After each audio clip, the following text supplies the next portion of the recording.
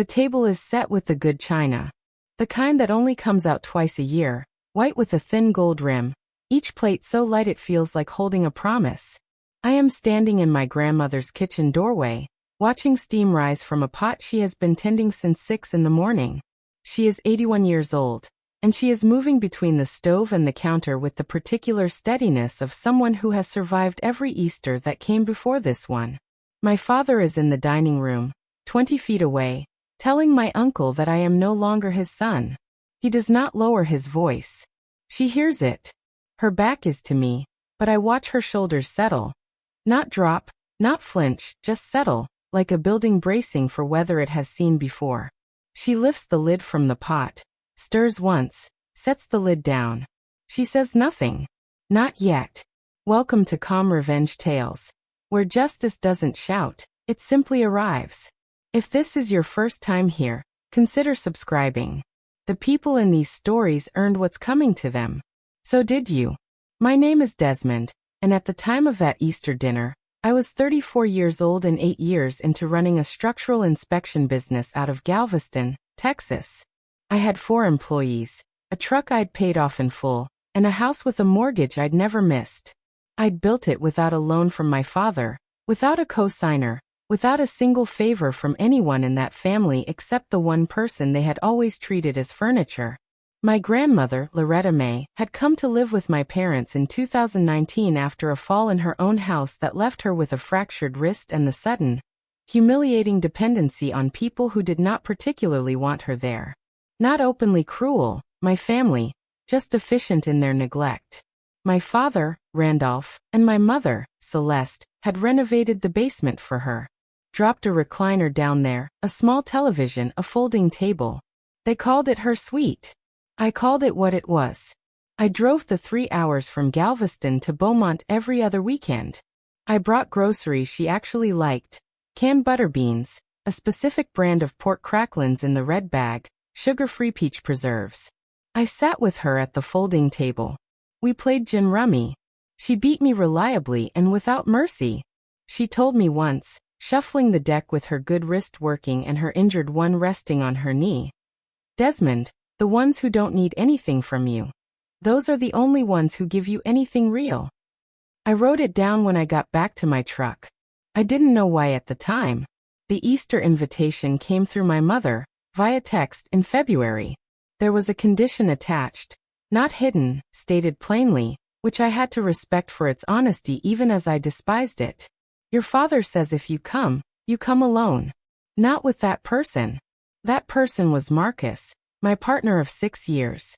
Marcus, who had a master's degree in civil engineering, who made the best red beans and rice I had ever eaten, who had spent 3 Christmases at my parents' house before my father decided, at some unspecified point between 2021 and now, that he had exceeded his welcome permanently. I called my grandmother. "Are you going to be there?" I asked. "I am the reason there is an Easter," she said. I told Marcus I had to go alone. He said I know. He had known longer than I had. He made me a container of his red beans and rice to take with me, sealed it tight, told me to put it in Loretta's refrigerator, so she'd have something decent for the week after the holiday. I should have understood then what he was really saying, that he had already made peace with something I hadn't. The drive to Beaumont took 3 hours and 15 minutes. I arrived to a house that smelled like glazed ham, and something tightly managed. My Uncle Terrell shook my hand and looked at the floor. My cousin Brianna hugged me too quickly. My father met me at the door, did not embrace me, said, "Glad you could make it," in a tone that meant the opposite of that. Loretta was in the dining room already, seated at the far end of the table, closest to the kitchen. She had worn her blue dress, a polyester thing with small white flowers, the one she wore to funerals and graduations, and anything that required her to mean it. She looked at me when I came in. "You brought the beans?" she asked. "In the cooler," I said.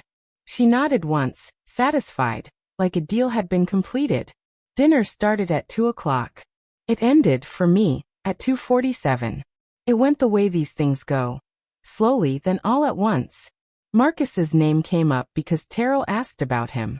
Innocently, or maybe not, because Terrell had a habit of watching things ignite from a safe distance. My father put his fork down.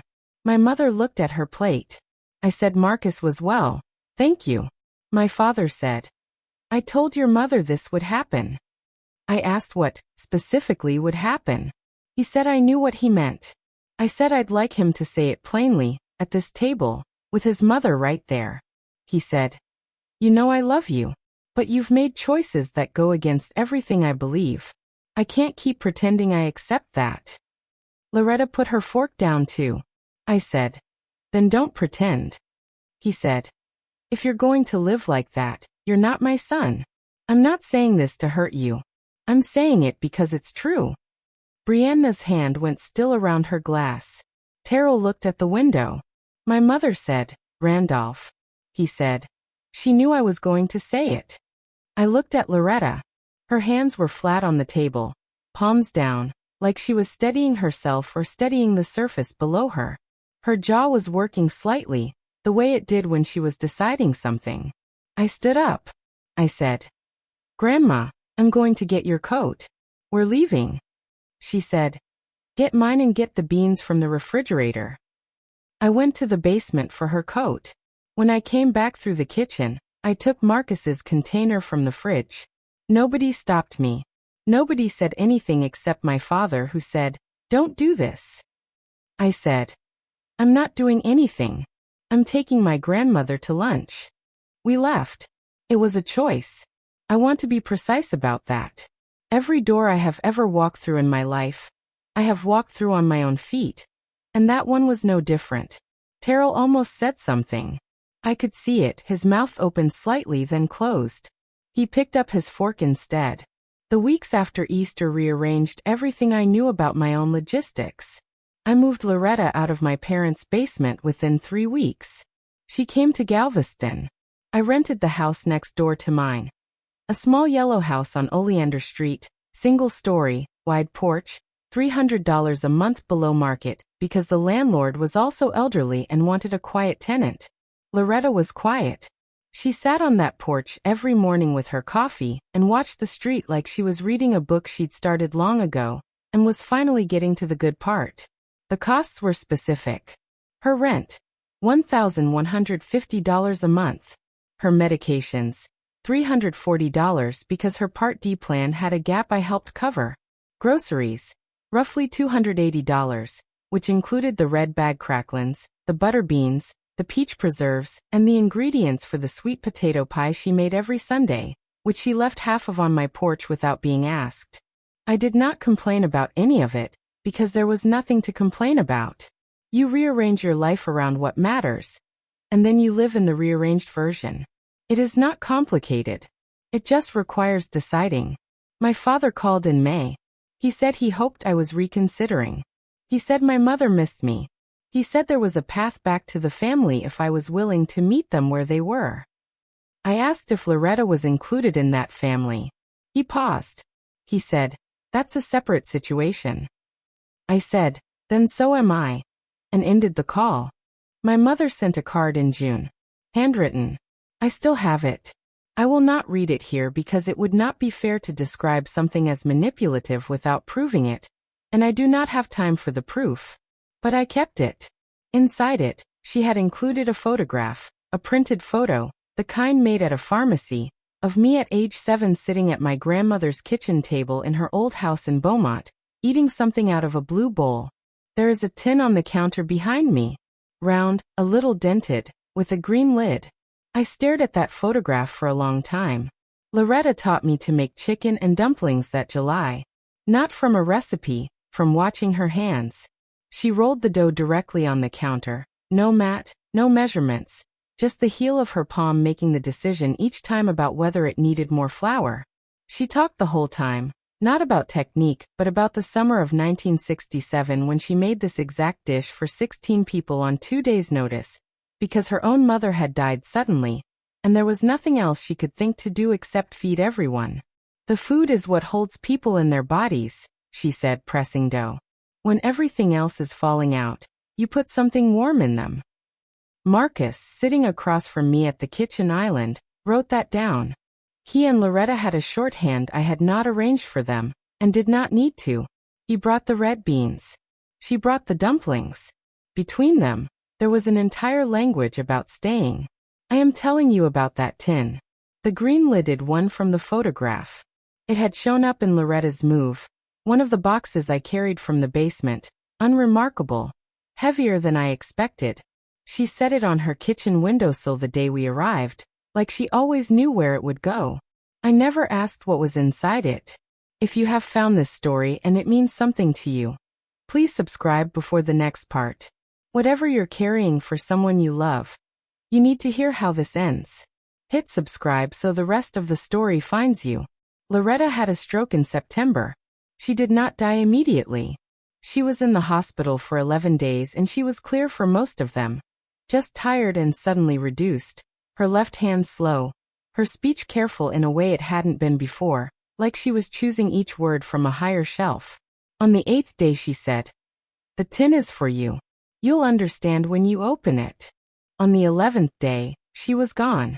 I am not going to narrate her death beyond that. She died in a hospital bed in Galveston, with Marcus on one side and me on the other, and she had the same expression on her face she'd had when she was winning at gin rummy. Satisfied, decided, done. I did not open the tin for 6 weeks. When I did, I found a key, 2 folded documents, and a note in her handwriting on the back of an old utility bill envelope. The first document was a deed to her original house in Beaumont, the one she'd owned outright since 1989, the one nobody in my family had ever mentioned when they were arranging her suite in the basement. Loretta May Thibodeau, sole owner. No mortgage. No encumbrance. Valued, at the time of the deed's last recorded assessment, at $214,000. The second document was a will, dated 4 months before that Easter dinner. It left the house, the contents, and a savings account I had not known existed, $67,400, accumulated over 40 years of depositing a small portion of a small Social Security check into an account that bore only her name. To me, entirely and without condition. The note said, "I've known what I was going to do for a long time. You just had to show me it was time." The key was to the Beaumont house. The lawyer who called me in November, a woman named Constance Ardoin, out of Beaumont, who had been Loretta's attorney for 15 years and who had, she told me, been instructed to wait until 30 days after my grandmother's passing to make contact, told me that my father had, in fact, been listed as a beneficiary in an earlier version of the will. The version from 2018. The 2022 version removed him entirely. Constance read me the language. It was precise. Loretta had been precise. My father and his sister, my Aunt Dorian, were present in Constance's office when the will was read aloud. I was on speakerphone. I had chosen not to drive to Beaumont for the reading, because Loretta would have found that theatrical, and she raised me better than that. My father said, "That is not what she intended." Constance said the document said what it intended. Dorian said, her voice climbing, she wasn't in her right mind, she had a stroke. Constance said the will predated the stroke by 14 months. There was a silence. Then my father's voice changed. It got quieter, and I recognized the quality of it because it was the same quality I had heard in his voice at the Easter table. Not rage, but something behind rage. Something that sounded like a man realizing the structure he had trusted to hold was no longer there. His hands, if I had been in the room, would have gone still. He said, "She always did what she wanted." He was not wrong. That was the thing I could not use against him, because it was true and sad and human, and I was not going to do that. I set the tin on Constance's desk through a video call. I told her what was in it. I told her the note. I read it. Then I said, quietly, to the room, to my father. She said the food is what holds people in their bodies. When everything else is falling out, you put something warm in them. Nobody spoke. My cousin Brianna, who was in that room, looked at the window. The estate settled in February. The Beaumont house appraised at $228,000. The savings account transferred without dispute. My father retained a lawyer for 3 weeks and then did not proceed, likely because Constance's documentation was clean and Loretta had been, in Constance's words, meticulous. I offered my father and Dorian the furniture from the Beaumont house. All of it. I did not need it. I had my own house. And Loretta would not have wanted a negotiation over a recliner. My father did not respond. Dorian sent a brief text saying she would take the bedroom set. I accepted that text as the mercy offer being refused, and proceeded without guilt. I sold the Beaumont house in April. I used $40,000 of Loretta's savings to pay down my mortgage. The rest went into a long-term account in Marcus's and my joint names, which felt like the most appropriate use of money left by a woman who had spent 40 years quietly building something for someone she loved. I kept the tin. It sits on my kitchen windowsill now, in the same position she always placed it. Green lid, a little dented, heavier than it looks. Every Sunday I make her sweet potato pie. Not from a recipe, from the memory of watching her hands. I use the heel of my palm to decide when the filling is right, the way she taught me, which is not really a technique but a decision made from the inside out. Marcus eats his piece before it's fully cooled. He has no patience for pies. He also does not have patience for people who inherit love and call it money, or call it burden, or call it inconvenient. He is not wrong about any of it. Loretta left me her house, her savings, and her tin. But the inheritance I carry daily, the one that costs nothing and replaces nothing, is the knowledge that she watched everything clearly, decided early, and waited. Not for revenge. For the right person to hand it to. Someone in your life is carrying something they haven't shown you. Not the grief, not the money, not the documentation, something quieter. Go find it today. Ask them how they're doing and mean it. Stay for the answer. If this story moved you, share it with someone who needs to hear it. Leave a comment. I read everyone. And subscribe so you don't miss the next one. I'll see you in the next one.